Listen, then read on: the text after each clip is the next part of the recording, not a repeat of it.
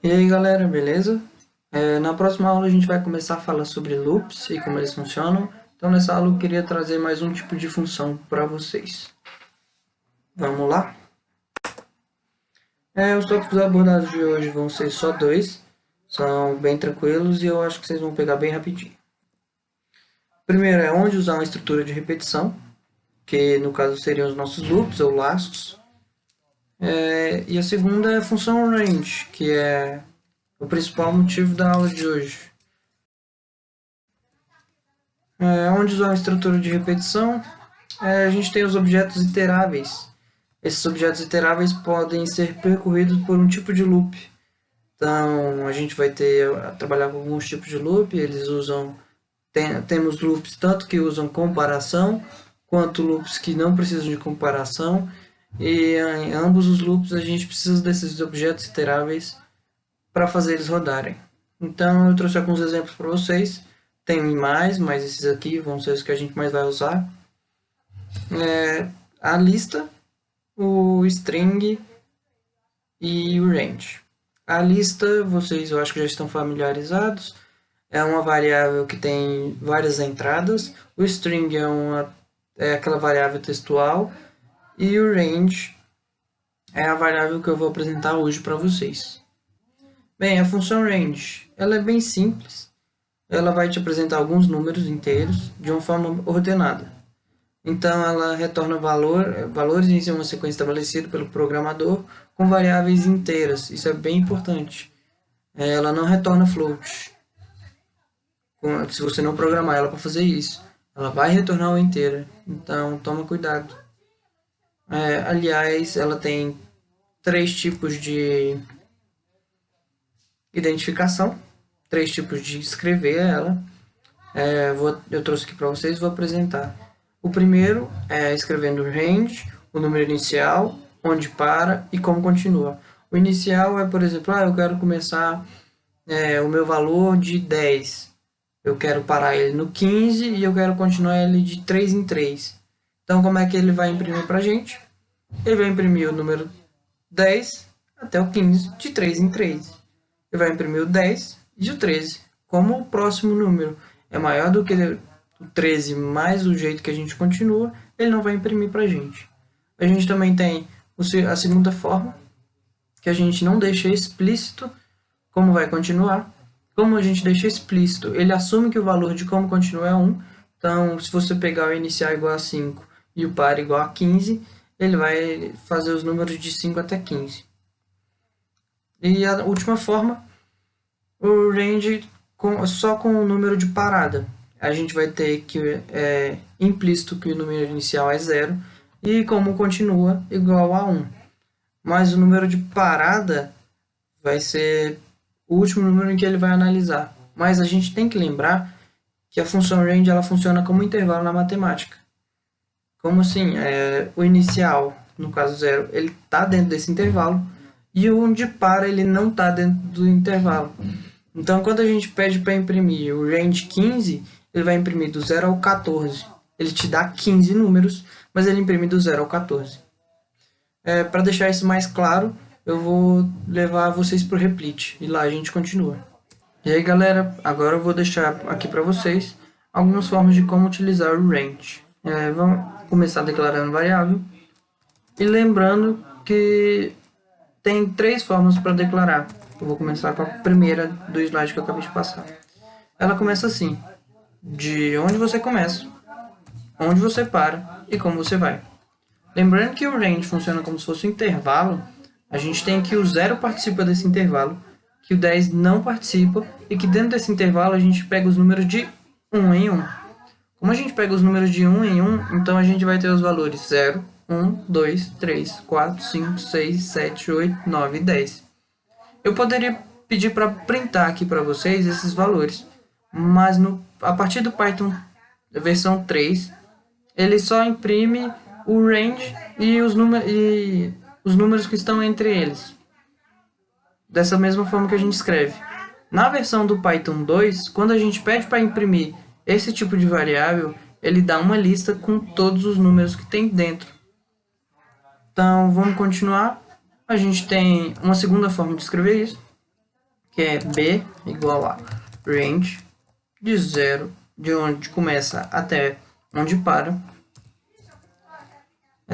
Aqui a gente não especifica como continua, a gente não tem esse terceiro valor.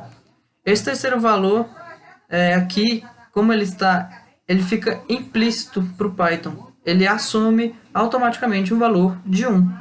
Então, quando você quer ir de 1 em 1, você não precisa declarar ele. Vamos seguir. A terceira é range de 10.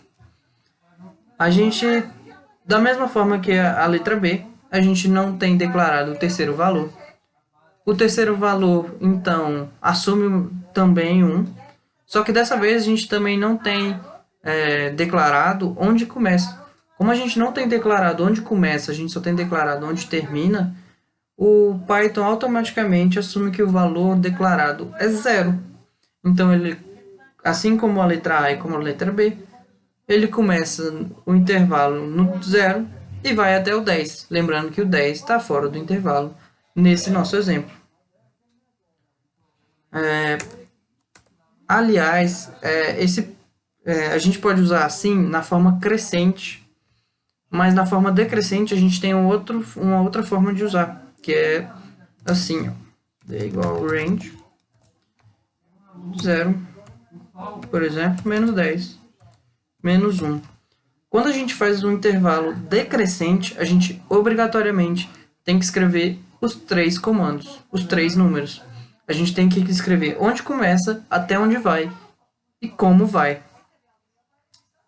Dessa forma, apresentando essas duas formas de usar o range, primeiro eu posso aqui pedir para printar para vocês verem como é que fica.